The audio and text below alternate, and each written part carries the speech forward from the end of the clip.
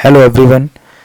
बेटा मैं आपको एक बात बता दूं कि मैं वो क्वेश्चन कराने के लिए जा रहा हूं तुम्हें कि जो हर बार पेपर में मिलते हैं, और मुझे इस बात से अपने आप पे खुद पे भरोसा है और तुम पर भी यकीन है कि आप करोगे। और मैं तुम्हें वही बताऊंगा जो तुम्हारे पेपर में और तुम्हारे लिए अच्छा होगा, क्योंकि मैं किसी को गुमराह नहीं करना चाहता। जो आपने लिखा देखा है वही मिलेगा। अब बस ज़्यादा टाइम नहीं है आपके पास, 1 महीने का टाइम है, यानी 30-35 दिन है। वो भी ठीक से तुम पढ़ लोगे तो मैं चाहता हूं कि अगर इस वीडियो को तुम देखते रहिए और सवालों को करते रहिए। आज तक आपने मैथ पढ़ा ही नहीं, मैथ को देखा ही नहीं, मैथ को समझा ही नहीं, फिर भी आप वो स्कोर कर सकते हो जो तुम समझ सकते हो। जिस हिसाब से आप पढ़े नहीं हो उस हिसाब से स्कोर करो तो कितने होने चाहिए। मैं तो कह रहा हूँ अगर पढ़ने वाला बच्चा इन क्वेश्चनों को करेगा और उसे आ जाए 100%, तो मान लेना कि वो 90+ करेगा मैथ में। इस बात का मुझे भरोसा है। मैं लगातार प्रतिदिन ऐसी तरह की वीडियो लाते रहूँगा। अब अभी तक जो हुआ, कुछ प्रॉब्लम की वजह से हमें वीडियो लगातार नहीं आ पा रही थी, पर अब लगातार आएगी, इस बात का यकीन रखिए। और मैं ऐसे ही जो हर बार परीक्षा में आपको टकराते हैं, तो देखते हैं कौन कौन से सवाल हैं। आपको दिखेंगे यहाँ पर पहले अध्याय से लेके चल रहे हैं, यानी पहले वाला अध्याय कौन सा है? वास्तविक संख्या आपको दिखाई दे रहा होगा, भाग 1 है। और वास्तविक संख्या दे रखा है 2022 में जो आने वाले क्वेश्चन है। अगर नहीं आए भाई, इस बात जैसे आपने वहाँ पर लिखा दिखा है ना थंबनेल पर, वही सेम यहाँ बात नहीं मिले। अगर ये क्वेश्चन नहीं आए तो मुझे बता देना, मेरे कमेंट कर देना। इससे अगर बार भी चला जाए तो ये नहीं है कि सब आ जाए, इसमें से जो 4-6 क्वेश्चन रहेंगे, यानी 6-7 क्वेश्चन रहेंगे, उसमें से अगर क्वेश्चन नहीं फंसे तो मुझे बता देना, मैं पढ़ाना अब तक बंद कर दूंगा। मैंने लिखा है ना, ऐसे नहीं लिखा है, ठीक है। तो देखो सुनो, ये है पाई क्या कह रहा है कि निम्न में से पाई क्या है, निम्न में से क्या है पाई, बताइए। तो निम्न में से पाई क्या है आप सभी को पता है। इसमें बताने की क्या बात है कि पाई ऐसा उदाहरण है परमेय संख्या का। अपरमेय और परमेय अंतर क्या होता है? परमेय का मतलब होता है बेटा, परमेय का मतलब होता है पिवट टेक्यू के रूप में लिखा जा सके। परमेय का मतलब क्या होता है? पिवट टेक्यू के रूप में जो संख्या लिखी जा सकती है, यानी पिवट टेक्यू के रूप में जो संख्या लिखी जा सकती है उस संख्या को क्या कहते हैं? परमेय संख्या। और जो पिवट टेक्यू के रूप में नहीं लिखी जा सकती, जो पिवट टेक्यू के रूप में नहीं लिखी जा सकती, उसे क्या कहते हैं? उसे कहते हैं अपरमेय संख्या। तो ये पाई क्या है? पाई को हम नहीं लिख सकते। पाई का यानी बिल्कुल ठीक उदाहरण है, यानी जो सही से मिलता है, यानी सही से कहा जाए बिल्कुल, यानी क्या कह सकते हो, जो भी कह लो आप वही। तो क्या होगा आंसर इसका? बी, यानी 20 का आंसर होगा अपरमेय संख्या। अब क्या रहा? 22/7 निम्न में से है। अब इसमें से बताइए, अब तुमको कोई बात तो ये सर जी क्या है कि मतलब पाई का भी मान तो 22/7 है, वो तो बात सही है, तुम्हारी बात सही है, पर आप बताइए इसका क्या है। तो इसमें भी क्या होगा? इसमें देखो एक बात आओ, इसे हमने सीखा वहाँ पर पाई थी, मुझसे कोई दिक्कत नहीं। अब यहाँ पे क्या है, यानी पीवट के ग्रुप में है नहीं है। एक बात आओ, पीवट्टे की ग्रुप में लिखा है नहीं लिखा है रहा, और क्यू में हर जीरो नहीं होना चाहिए। तो बताओ क्यू में क्या जीरो हो रहा है? नहीं हो रहा। तो इसमें आंसर कौन सा है? हमारा परमेय संख्या का आंसर है। कौन सा है? परमेय संख्या का आंसर है, ठीक है।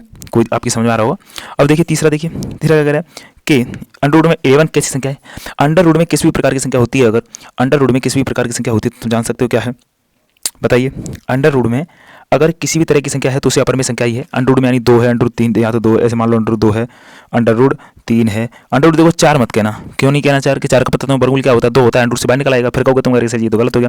तो इसका क्या है? अंडर रूट संख्या आती है, उसको क्या कहते हैं? परमेय संख्या कहते हैं, ठीक है। एक टिक मार का मैं बता रहा हूँ, ऑप्शन जो आते हैं ना 3-4, तो इसमें से आ सकता है एक, ध्यान रखना है, देखना भी है। निम्न में से कौन सा एक सहअभाज्य संख्या है? क्या सहअभाज्य संख्या है? बताइए सहअभाज्य का मतलब क्या है? तुम जानते भी हो सहअभाज्य का। तो सहअभाज्य का मतलब क्या है कि जो स्वयं से भाज्य हो, यानी जो सहअभाज्य एक ही से भाज्य हो रहा हो। तो देखिए इसमें चेक करो क्या है। ए है मान लो, पहले चौथे में चेक करें हम क्या, यानी 4वां सवाल दे रखा है, देखो 14 और 35 क्या है? ए किसी से कट सकते हैं? एक से, यानी अलग अलग, यानी एक से नहीं कटे, किसी भी एक संख्या से सहभाज्य का मतलब यानी स्वयं से कट सकती है और किसी से नहीं कटे, यानी दोनों एक संख्या से नहीं कटे। तो देखो बताओ ये है तो कितने 7 से कट जाएगा, ये भी 7 से कट जाएगा, ये भी कट जाएगा, ये भी नहीं है। और हमने देखा सी को देखते हैं हम, सी को बाद में देखो, उससे पहले क्या करें हम, इसको भी देख लो क्या दिक्कत है। दिक्कत क्या आ रही है पीछे से देख लो। 32 है, 32 को 2 से काटेंगे, ये भी कट जाएगा 2 से, ये भी कट जाएगा, ये भी नहीं है। अब इसे देखोगे कि अरे कितना है, 31 है, और ये 31 और यानी 45, हाँ तो 45 से तो क्या होगा ये, इसका मतलब बेटा यहाँ पर 5 से कट जाएगा ये, नहीं ये गड़बड़ हो गया थोड़ा सा, यहाँ पर 43 होना चाहिए था। कितना होना चाहिए था? 43 होना चाहिए था। तो बताइए इसमें कौन सा ऑप्शन हो जाएगा? इसमें बी ऑप्शन हो जाएगा। देखो ना, तो ये 18 कटेगा अलग से, और 18 से यानी 2 से कटेगा, तो वो नहीं कट सकता इससे। ये आपको ध्यान रखना है विशेष तरीके से, एक संख्या से ना कटे, ठीक है। आगे चलिए, आगे क्या है? 5वां सवाल। 5वां सवाल देखिए कितना इंपॉर्टेंट सवाल है। तो 5वां क्या कह रहा है? 5वां सवाल कह रहा है कि आपको बताना चाहता है, 5वां क्या कह रहा है कि 15 और 18 और 24 का एलसीएम ज्ञात करना है। एलसीएम किसी विधि से ज्ञात कर सकते हैं एलसीएम। तो एलसीएम का मतलब जो फैक्टर होते हैं, यानी 15 के फैक्टर कितने हो गए यहाँ पर देखना तुम्हें, यानी 15 के फैक्टर कितने हो गए? 15 के फैक्टर जानते हो 3 × 5। ऐसे ही हमने देखा कि 18 के फैक्टर कितने हो गए? 18 के फैक्टर होते हैं 2 इंटू कितने होते हैं? 3 इंटू, यानी 3 दूनी 6 और 6 18, यानी 3 × 3 इतने हो गए। अब ऐसे ही 24 के देखना है तो 24 के फैक्टर करने हैं, तो 24 के फैक्टर कैसे करोगे, 2 इंटू 12 होते हैं, तो यानी 2 इंटू इतना, यानी 2 चौक 12 है और 12 दूनी 24, यानी ये फैक्टर हो गए। मान लो कैसे हो गए, देखो 3 दूनी 6, 6 दूनी 12, 12 दूनी 24, ये फैक्टर हो गए। अब इसमें से एलसीएम का मतलब क्या है कि जो समय कॉमन मिला है उसे एक बार लेते हैं। तुम जानते हो देखो 3 3 3 और 3 3 है, एलसीएम का मतलब क्या है 3।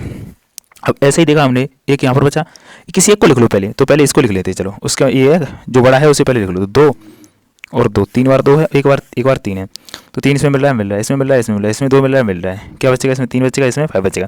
यानी यहाँ हो जाएगा 5 या 15, कितना हो जाना चाहिए देख लीजिए एक बार, 5 या 15 है और 15 या 45, 45 दूनी 90, 90 दूनी 180, 180 दूनी 360, ये ऑप्शन हो जाना चाहिए आपका सही। ठीक है, समझ में आया हो, आशा करता हूँ समझ में आ रहा होगा। ठीक है, आगे चलिए, आगे क्या दे रखा है, इस सवाल है क्या करें कि हर के, यानी हर में जो हर का है, हर में क्या आना चाहिए, हर के रूप में 2 की पावर m 5 की पावर n के रूप में आधार पर आता है, के आधार पर ज्ञात कीजिए, इसके आधार पर ज्ञात कीजिए, सॉरी आधार पर ज्ञात कीजिए कि ये वाली संख्या जो दिख रही है ना, भिन्न दिख रही है, परिमेय संख्या दिख रही है 1458/1250 दिख रहा है ना, वो क्या है, यानी कितने दशमलव, इस यानी इसका दशमलव प्रसार करना है आपको, दशमलव प्रसार ज्ञात करना है, वो कितने स्थान तक जाता है। तो एक बात है कैसे करेंगे हम, देखो 1458 तो है ये, अपन में क्या दे रखा है, अपन में दे रखा है 1200 कितना 50, तो 1250 कैसे फैक्टर करिए, 12 से 50 के जब फैक्टर करेंगे तो क्या बन जाएगा, हमारा बन जाएगा कितना कि 14 और 58, तो यहाँ पर बन जाएगा 2 इंटू 5 की पावर 4, यानी 5 की पावर 4 आएगी। और हम क्या करेंगे, यानी 4 तो 2 की पावर बराबर करने के लिए, यानी 4 करने के लिए क्या करेंगे, 2 की पावर 3 का ऊपर और 2 की पावर 3 का नीचे गुणा कर देंगे, और तुम जानते हैं तो ऊपर क्या हो जाएगा 1458 इंटू इसका मतलब क्या है 8, अरे गुणा करो करते रहो, किसी मतलब है तो वो देखने दो, यहाँ पर कितना आ जाएगा, इस पर 4 आ जाएगा और 4 को बाहर ले लेंगे तो क्या हो जाएगा 5 दूनी 10, यानी नहीं समझे 2 इंटू 5 कर दिया, ऊपर दोनों के ऊपर 4 लगा दी, क्योंकि देखो 3 और 1 4 हो जाएगा ना, इसकी भी 4 है, तो इसका मतलब क्या होता है 10 और 10 की पावर 4 का मतलब क्या 4 जीरो, और किसी भी संख्या के किसी संख्या में 4 जीरो से भाग देंगे तो थोड़ा कहाँ जाएगा 4 अंक आगे जाएगा ना, तो ऑप्शन कौन सा आ गया 4, कोई दिक्कत नहीं है आपको। ठीक है, इससे हम सोल्यूशन करते हैं, इसका सोल्यूशन करके देखिए आप क्या कह रहा है, संख्या दे रहा है इतनी और इतनी दे रहा है। ठीक है, देखिए बखूबी से समझिए, तो इतनी संख्या दोनों दे रखा है, उसमें से कह रहा है कि क्या निकालना है, इसका यूक्लिड विभाजन विधि द्वारा क्या करना है आपको, इसका HCF ज्ञात करना है। तो देखिए समझिए, हम क्या करेंगे, यहाँ से लिखेंगे हल, तो हल लिखेंगे, हल में पहले क्या करते हैं बेटा, एक बात तुम्हें पता होना चाहिए कि हमें यूक्लिड विभाजन विधि क्या है, हम जानते हैं, पहले ये देख लो कि दिया क्या है, यानी दिया क्या है सर जी, इसमें की भी क्या दे रखा है, दे रखा है दोनों संख्या है, क्योंकि पूर्णांक वही तो होता है, हमने मान लेंगे क्या मान लेंगे, दिया में मान लो कि a बराबर कितना है, यानी बड़ी संख्या a बराबर मान लेते हैं, तो 867 और b बराबर क्या है 255, कोई दिक्कत है क्या, नहीं है, तो कोई दिक्कत नहीं सर जी। तो यूक्लिड विभाजन फिर में कह दो या एल्गोरिथम कह दो, कोई दिक्कत नहीं, विभाजन फिर में सवाल में बेटा 100% में सॉल्व करा के दिखा रहा हूँ, ये तुम कर लीजिए, रट लीजिए, कुछ भी कर लो, अब पेपर को ज़्यादा टाइम नहीं है, रट लो, और तुम यहाँ मान लो सवाल को रट लो चाहे समझ लो, कुछ भी कर लो, ये सवाल 100 नहीं 101% आने वाले हैं, इस बात का ध्यान रखना है। तो देखो ये बराबर हमारा क्या होता है, प्रमेय होती है तुम्हें पता है, और यहाँ पर इसे बात करें, यहाँ पर तो आर का मान कितना होगा, आर का मान कितना होगा बताइए, आर का मान बेटा इतना होता है, यानी आर का मान इतना हो सकता है कि 0 से बड़ा, 0 या 0 से बड़ा और v से छोटा, 0 या 0 से बड़ा और v से छोटा, तो इससे कोई दिक्कत नहीं है यहाँ तक। तो देखो यहाँ पर देखेंगे हम और जानेंगे हम कि यहाँ पर क्या होना है कि जब तक b का मान, यानी जब तक r का मान 0 ना हो जाए तब तक हम इस प्रक्रिया को आगे करते रहते हैं, बताया होगा तुम्हें, तुमने कहीं ना कहीं पढ़ा होगा इस बात में, नहीं पढ़ा तो कोई दिक्कत नहीं है, एक ही जब हम एक मान रखते हैं सोल्यूशन करना स्टार्ट करते हैं। देखो इसका मतलब क्या है, यहाँ पर दोनों का गुणा करेंगे, यानी इसके बराबर लेके आएंगे, यानी जो संख्या है बड़ी वाली उस संख्या को लेते आएंगे, तो उसको और छोटी वाली संख्या में कितने का गुणा करें, वो गुणा करने के बाद कितना जोड़ें, कितना मत जोड़ देना, 20 से अधिक कर दो, 20 से कम ही जोड़ना है, इसलिए बता दिया। तो ए का क्या है 867 बराबर बी की जगह क्या है 255 इंटू क्यू की, अरे क्यू कोई पूर्णांक है, तो पूर्णांक का मतलब क्या है, क्यू पूर्णांक है बेटा, पूर्णांक का मतलब ये है कि क्यू का मान अपनी तरफ से कोई सा रख लीजिए, यानी इतने अपनी तरफ से कैसे रख लेंगे कि गुणा करके आना चाहिए, इससे नहीं आना चाहिए, तो कितना ए आ सकता है गुणा करके, हम जानते हैं 3 में गुणा कर देते हैं, इसका क्या करते हैं 3 में गुणा कर देते हैं, तो कितना बचेगा, यानी 3 में गुणा करने के बाद यानी देखो कितना हो जाएगा, तो बचेगा 102, यानी बराबर हो गया। अब क्या करते हैं बेटा, इस प्रक्रिया को हम दोबारा से देखते हैं कि यहाँ पर 0 नहीं आया, यानी आर की जगह पर 0 नहीं आया, तो हम क्या करेंगे पुनः यूक्लिड विभाजन विधि द्वारा लगाएंगे, क्या लगाएंगे पुनः, अब कितने में करेंगे, अब हमारे पास ए हो गया ए हो गया बी, यानी हमारे पास क्या हो गया, अब क्या कह दो यहाँ ए बराबर 255 और क्या, और बी बराबर 102। अब ऐसी प्रक्रिया सेम चलती रहेगी, तो अब क्या करेंगे पुनः क्या करेंगे, ए का मान कितना है 255 बराबर 102 इंटू कितना करें, दो कर दें, 2 का कर दें, यानी कितना हो जाएगा 204 हो जाएगा, 204 के बाद क्या बचेगा 51 बचा। अब ऐसी प्रक्रिया करेंगे आगे, लिख दो पुनः क्या करेंगे 102 बराबर 51 इंटू कितना करना है 2, कितना बचा, और बचा कितना 0। अगर हमारा यहाँ 0 आ गया, यानी 51 गया 0 आ गया, पर 0 आना चाहिए था। जैसे 0 आया हम यहाँ जानते हैं कि यहाँ लिख दीजिए, यहाँ पे लिखा हुआ है, यहाँ लिख दो, यहाँ शेषफल क्या हो गया, शेषफल शून्य हुआ। जैसे ही हमारा शेषफल शून्य है, यहाँ पर जैसे शून्य हुआ तो हम जान सकते हैं यहाँ HCF कहते हैं। HCF किसको कह देंगे, हम बी के मान को, यानी बी की जगह पर जिसमें उगाते हैं उसी HCF कहते हैं। क्या कहते हैं, HCF कहते हैं। तो हम कह सकते हैं अतः 255 व 867 का HCF कितना है, HCF है हमारा कितना 51। ये हमारा क्या है, आंसर है। आपको समझ आ गया होगा। ये देख लीजिए, सवाल को देख लीजिए, 100% देख लीजिए भैया। एक आध संख्या चेंज हो सकती है, संख्या चेंज हो सकती है, इसमें कोई दो राय नहीं है। पर ये मत कहना अरे कि सर जी सवाल ही चेंज हो गया, ये इम्पॉसिबल है। ठीक है, देख लीजिए, ये आ गया दूसरा। इसमें क्या करना है आपको, अरे सर जी इसमें क्या करना है, ये तो बहुत दिक्कत दे रहा है। अरे कुछ नहीं है, मैंने दोनों उस टाइप का बताया कि उस टाइप पे आ सकता है 100%, कोई दिक्कत नहीं है। अगर इस चैप्टर से आएगा तो आ सकता है उसमें से। अब आ जाए इसमें से नहीं आए, अगर उसमें से नहीं आए तो एक कह देगा गुणनखंड विधि द्वारा। ये आपको दिख रहा है कि इतने और इतने का अभाज्य गुणनखंड विधि द्वारा HCF और LCM ज्ञात कीजिए। तो हम जानते हैं इसका अभाज्य गुणनखंड विधि क्या होती है, हम करिए हल। ये तो आप बचपन से सीखते चले आ रहे हैं, अरे बचपन से सीख रहे हैं क्या। ऐसे करिए, ऐसे कर लीजिए, यहाँ कर दीजिए 54, और यहाँ पर करिए, ऐसे करिए, यहाँ पर कर दीजिए 336। एक और सबसे छोटा क्या होता है अपना 2 होता है, 2 से काटो ना फिर सम संख्या है। तो पीछे वाला अंक देखिए, पीछे वाला अंक क्या, पीछे वाला एक अंक देख लीजिए। अगर समय तो समय, पूरी संख्या समय, और बेसमय तो बेसमय। तो 4 क्या है समय, तो समय, और 6 भी क्या है समय। तो 2 से काटेंगे, 2 2 ना 4, कितना बचा 1 2 7 14। अब 3 से, तो 3 तिरक का 9, और 3 से 3, और 3 से 1 कट गए। अब ऐसे ही कटेगा 2 से, 2 1 2, 2 6 12, और 2 8 16, 2 8 16, और 2 चौक 8, तो 2 चौक 8, और 2 ना 4, 2 ना 4 और 1, और 3 7 21, और 7 1 7 कट गए। ये भी हो गया हमारा आ गया। तो अब ये समझ सकते हो, क्या कर सकते हो, यहाँ पे हम निकालेंगे इसके फैक्टर, यानी फैक्टर निकाल सकते हैं, यानी देख सकते हैं हमारा क्या है LCM निकाल लो और HCF निकालते हैं। तो दोनों की विधि जान लो कि अगर हम LCM निकालते हैं तो LCM का मतलब क्या है, लिस्ट कॉमन मल्टीपल, और इसका मतलब क्या है हाईएस्ट कॉमन फैक्टर। तो एक बात बताओ, इसमें क्या करते हैं, पहले वाले सब ले लीजिए। तो पहले वाले का सब ले लीजिए, 2 इंटू 3 इंटू 3 इंटू 3, यानी जो कॉमन मिलता है वो नहीं लेते इसमें। और उसमें क्या है कि जो कॉमन मिलता है वो, तो देखिए 2 यहाँ से, अब 2 मिला इसमें काट दिया हमने, और 2 डबल है तो फिर लिख लीजिए, फिर भी 2 है तो फिर लिख लीजिए, फिर भी 2 है तो फिर लिख लीजिए। तो देखिए था, अगर 3 है, 3 इधर पहले से मिल रखा है, नहीं लेंगे। 7 नहीं है, 7 ले लेंगे। टोटल का गुणा होके कितना आ जाना चाहिए, इन सब का गुणा हो जाएगा तो क्या आएगा तुम्हें पता होना चाहिए। नहीं समझ में आया, नहीं आ रहा ना, वरना घातों के रूप में भी निकाल सकते हो, और गुणा नहीं करना जानते तो ऐसे भी निकाल सकते हो। 1 2 3 1 4, यानी 2 की पावर 4 इंटू 3 की पावर 3 इंटू 7 की पावर 1। ये आपका क्या हो जाएगा, ये आपका आंसर हो गया। लो ठीक है। अब HCF की बात करोगे, HCF में क्या है, जो कॉमन मिलता है, जो कॉमन क्या मिलता है बेटा, 2 इसमें एक बार है तो एक ही बार लो, 3 इसमें एक ही बार है, एक ही बार लो। तो इसका मतलब क्या होगा, 2 की पावर 1 और 3 की पावर 1, यानी 6 क्या आ गया HCF। आपका सवाल हो गया, आंसर कोई दिक्कत नहीं, कर लीजिए, समझ में आ गया होगा। मैं ऐसा करता हूँ, स्क्रीनशॉट ले लीजिए, नहीं तो वैसे रट लीजिए भैया, 100 नहीं 101% आएगा, इस बात का सबूत हम देते हैं। तो ठीक है, आगे चलो, कोई दिक्कत नहीं है बट आपको समझ में आना चाहिए, बस हम यही चाहते हैं। संख्या, यानी संख्या दे रखा है, यानी परमेय संख्या दे रखा है, क्या ऐसे भी कह सकते हैं कि परमेय संख्या दे रखा है, परमेय संख्या दे रखा है। तो ये 10वां शांत है, शांत ही पूछ रहा है, आवृत्ति जो इसकी शांत है, तो इसकी डायरेक्टली तुम्हें दिख रहा है, इसमें कुछ कहने की जरूरत नहीं है। इसलिए मैं बहुत सिंपल सा सवाल है, तुमको अगर ऐसा कैसे कहीं नहीं आते, ऐसे सवाल कहीं नहीं आते, पर बेटा आ जाते हैं, कह नहीं आते वो, ये बोलकर नहीं आएंगे वो कि नहीं भाई साहब हम नहीं आएंगे, आप कुछ भी करिए हम नहीं आएंगे आपके सामने, ऐसा कहेंगे क्या, वो नहीं कहेंगे, वो तो कैसे भी आ सकते हैं। और इस बार तो भाई बहुत सिंपल सवाल आएंगे, इस बात की हम कह रहे हैं, हम इस बात की गारंटी दे रहे हैं। तो देखो सुनो, चलो कोई बात नहीं, टाइम वाला ही। दी गई संख्या क्या है, या दिया है, क्या दे रखा है, 441 2 की पावर 2 इंटू 5 की पावर 7 इंटू 7 की पावर 2 दे रखा है। तो एक बात बताओ, ये क्या होगा, हमें नहीं पता, हम जानते हैं यदि हर में 2 की पावर n 5 की पावर n के रूप का नहीं है, इसके रूप का नहीं है, तो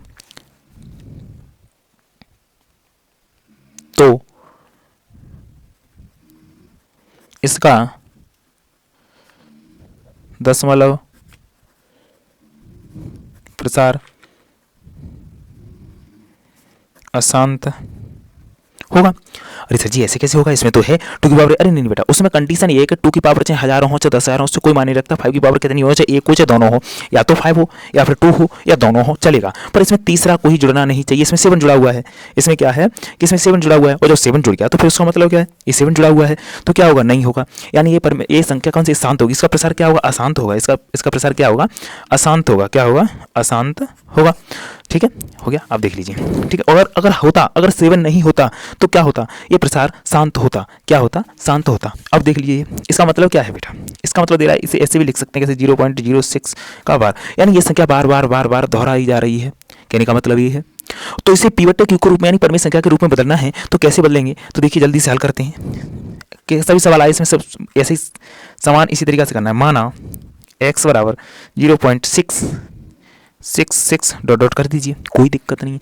फिर हमने लिखा यहाँ पर कि दोनों पक्षों में 10 से गुणा करने पर, जब यहाँ पर गुणा किए तो कितना हो गया, 10x बराबर 0.66 और डॉट डॉट डॉट इंटू 10 दे रहा है, कोई दिक्कत नहीं। आगे करोगे तो क्या हो जाएगा, 10x प्लस, यानी पॉइंट इधर चला जाएगा 6 डॉट डॉट, वो तो सेम चल ही रहा है। अब एक बात बताओ, इसको क्या लिख सकते हैं, इसे हमने समीकरण फर्स्ट मान लिया, और इसे हम क्या लिख सकते हैं, 6 प्लस 0.666 डॉट डॉट डॉट नहीं लिख सकते समीकरण दो। अब हम कह दें समीकरण फर्स्ट और सेकंड से। अरे क्या कहोगे सर जी इसमें समझे, तो बताओ ये संख्या क्या बन रहा है, ये इस तरीका से नहीं दिख रहा, अरे ऐसे नहीं लिख सकते, अलग अलग पॉइंट है। अरे हम बताते हैं, तुम्हें समझ में नहीं आया तो एक तरफ इधर देखिए, जैसे हम कहते हैं ना 5 है, कोई दिक्कत नहीं है, और प्लस में कह दें हम 5.6 कह दें, तो कैसे जोड़ेंगे, पॉइंट वाली संख्या आगे लेते हैं क्या, नहीं तो पॉइंट यहाँ 0 ले लेंगे, तो क्या 6 पॉइंट 10, यानी पॉइंट तो वही रहेगा। अगर इसको ही हम अलग लिखना चाहें तो ऐसे नहीं लिख सकते, 10.6 है यानी 10 पॉइंट प्लस 0.6। अब ऐसे भी इसी को क्या कहेंगे, यानी मान लो ऐसे कहेंगे तो देखो 10.0 और प्लस में क्या है 0.6, यानी इसका मतलब क्या है 601। बात वही आ गई, समझ में आ रहा होगा। तो ऐसे ही जोड़ना है, क्या करना है यहाँ पर 10x और 6x प्लस 6 प्लस x, तो x उधर लाएंगे तो क्या हो जाएगा 9x बराबर 6, यानी 3 3 का 9 और 3 दूनी 6, यानी x बराबर 2/3। आपको पता भी है, डायरेक्टली नहीं कर सकते, तुमको और हमें तो ये तो पता था, हम अपन में 100 का भाग यानी 1000 का भाग देते। कितना पता है कितनी जीरो चल रही है यहाँ पर, कितना पता है कितनी 6 जा रही है, क्या आपको पता है ना, तो इस रूल से आप नहीं कर सकते, गलत हो जाएगा। ठीक है, चलो आगे चलते हैं। सोल्यूशन हो गया, आपको समझ में आएगा, स्क्रीनशॉट ले लीजिए, सवाल आ सकता है बेटा, कोई शक नहीं है इसमें। ठीक है, अब आ जाइए अपने मोस्ट इंपोर्टेंट सवाल पे। ये तो हमेशा आता है, तुम्हें लगता है कि सर ये ऐसे सवाल आते हैं, तो देखो इसमें क्या करना है, कुछ भी नहीं करना, बहुत सिंपल सवाल है, हम बताते हैं इसको करने के लिए। तो देखो इसमें क्या करना है, सबसे पहले हमें क्या करना है, यहाँ लिख दीजिए हल। ठीक है, फिर लिखना है हमें माना, इसके विरोध में मानो, इसने क्या बोला भी कि ये √3 क्या परमेय संख्या है, बताइए अपरमेय संख्या है। हम कहते हैं नहीं हमें नहीं पता भाई, हम इतना जानते हैं कि √3 हमने माना कि √3 एक परमेय संख्या है। ठीक है, कोई दिक्कत नहीं है। अरे सर जी कोई दिक्कत नहीं है हमें, तो जब है तो है। तो एक बात बताओ, परमेय संख्या क्या होती है, पिवट टेक्यू के रूप में लिखी होती नहीं लिखी होती, तो पिवट टेक्यू के रूप में ऐसे लिख सकते नहीं लिख सकते इसे, हाँ बोलो। और पी क्यू क्या एक पूर्णांक, यानी यहाँ पर क्या होना चाहिए, Q is not equal to 0, यानी क्यू 0 के बराबर नहीं होना चाहिए, कोई दिक्कत नहीं है। क्या करना है यहाँ पर, तुम्हें क्रॉस का गुणा कर दो तो क्या आ जाएगा, यहाँ आ जाएगा p√3 बराबर, सॉरी गलत हो जाएगा, p बराबर √3 क्यू आ जाएगा। अब हम यहाँ से क्या करें कि हम कह दें यहाँ पर दोनों पक्षों में वर्ग करने पर, वर्ग करोगे तो p स्क्वायर और 3q स्क्वायर, और समीकरण से दे दो नाम 1। अब एक बात बताओ, यहाँ पर ऐसे लिखा हुआ है, ऐसे दिया है, तो हम क्या कह सकते हैं, क्या 3 q को यानी p को विभाजित नहीं करेगा। हम कह रहे हैं कि 3 की जगह पर अगर कुछ होता तो हम कह सकते हैं 3 p स्क्वायर का विभाजक नहीं है, यानी हम कह रहे हैं 3 यहाँ 3 p स्क्वायर को विभाजित करेगा। अतः तो भैया जब 3 p स्क्वायर करेगा तो p को भी तो करेगा।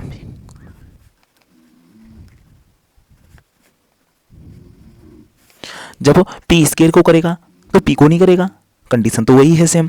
अब एक बात बताओ, जब इन सबको कर जाएगा तो हमने माना, अब हमने द्वारा से मानो, यहाँ तक था ठीक है, अब मान लिया, या आते मान लिया, अब माना कि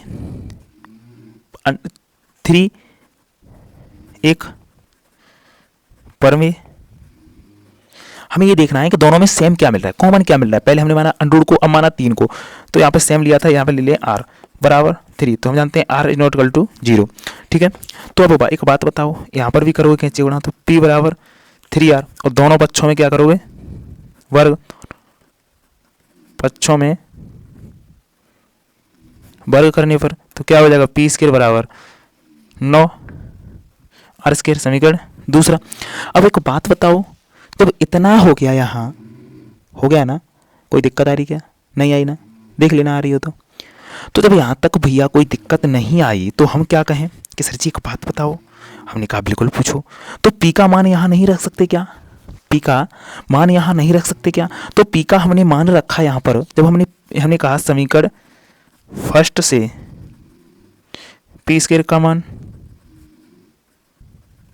रखने पर, तो पी स्क्वायर का मान क्या है, 3q स्क्वायर बराबर 9 स्क्वायर, यानी इसे 9r स्क्वायर, सॉरी क्या हो गया, q स्क्वायर 3r स्क्वायर हो गया। तो एक बात बताओ, तो 3 q स्क्वायर को विभाजित करेगा तब, या तो 3 q को भी तो कर सकता है, q को भी विभाजित करेगा। जब एक बात बताओ कि q भी और p भी इससे विभाजित है तो इसका मतलब क्या है बताइए। अब हमने माना कि p से विभाजित है, और हमने माना था भाई कि इसका विरोधाभास और क्या कर रहा है, उससे विभाजित है, तो इसका मतलब ये स्पष्ट होता है कि p व q, इससे स्पष्ट होता है कि p व q एक उभयनिष्ठ गुणनखंड, इन दोनों का उभयनिष्ठ गुणनखंड कौन सा है, 3 है। तो तुम जानते हो कि p व q एक सहभाज्य संख्या नहीं है, और सहभाज्य संख्या नहीं है तो ये हमारी अवधारणा के विपरीत है। यानी हम कह सकते हैं, यहाँ पर कह सकते हैं अतः, क्या कह सकते हैं, अतः p व q का एक उभयनिष्ठ गुणनखंड 3 है।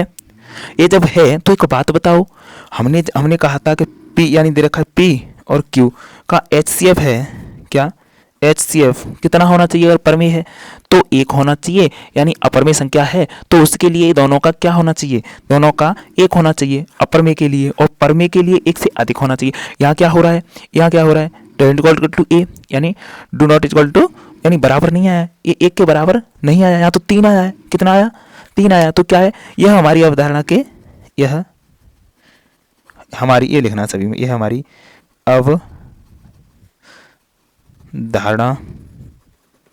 के विपरीत है। तो √3 एक अपरिमेय संख्या है, क्या है, एक अपरिमेय संख्या है, कोई इसमें दो राय नहीं है। आप देख लीजिए, सवाल कोई ज़्यादा बड़ा नहीं है, मैंने बड़ा बड़ा लिखा है इसलिए समझ में आना चाहिए। तो यहाँ से हमने क्या किया कि पहले एक बार दोबारा समझ लिया, हमने मान लिया, मानने के बाद ये दिया कि हम जानते हैं पी व क्यू अगर रूप में होता है दोनों तो इस रूप में ले सकते हो। इस रूप में लेने के बाद तुम्हें पता है कि दोनों का वर्ग करके तो पता 3 से विभाजित होगा, पी स्क्वायर, तो पी स्क्वायर होगा तो पी भी तो हो सकता है। ठीक है, अब हमने माना कि एक परमेय संख्या नहीं 3 एक परमेय संख्या, वो तो है, ये माना क्या तुमने, पर ठीक है फिर हमने माना तो पी बट्टे आर एक चेंज कर दिया, दोनों को आर इक्वल टू 0 यानी 0 नहीं होना चाहिए। तो यहाँ से देखा दोनों पक्षों वर्ग किया, पी का मान रख दिया, पी का मान रखने के बाद जो काट दिया, पर एक बात तो सेम कंडीशन बन रहा है। तो 3 जब क्यू इसको कर सकता है तो क्यू को भी कर सकता है। अब दोनों में क्यू और पी 3 से विभाजित हो रहे हैं, पी और क्यू 3 से विभाजित हो रहे हैं, तो क्या है कि पी व क्यू का एक उभयनिष्ठ गुणनखंड क्या है, 3 है, और क्या है यानी अपरमेय संख्या के लिए क्या होना चाहिए, एचसीएफ होना चाहिए, दोनों संख्या को 1, और इसमें क्या 1 नहीं हो रहा है, इसमें हो रहा है 3। तो ये क्या हमारी अवधारणा के विपरीत है। तो ये क्या है, एक परमेय संख्या है, अपरमेय संख्या हमने सिद्ध कर दिया, देख लीजिए आप। और मैं आशा करता हूँ आपको वीडियो अच्छी लगी होगी, और वीडियो अच्छी लगी हो तो चैनल को लाइक करें एंड सब्सक्राइब करें और शेयर जरूर करें। और मैं इसे आशा आपको विश्वास दिलाता हूँ, मैं आपको विश्वास दिलाता हूँ कि मुझे कुछ मिल नहीं रहा, मैं आपके साथ गलत नहीं कर सकता। मैं तुम्हें विश्वास दिलाता हूँ कि इसमें मैं वही करा रहा हूँ जो तुम्हें 100% पेपर में ज़रूर मिलेगा बेटा, ज़रूर मिलेगा। Thank you.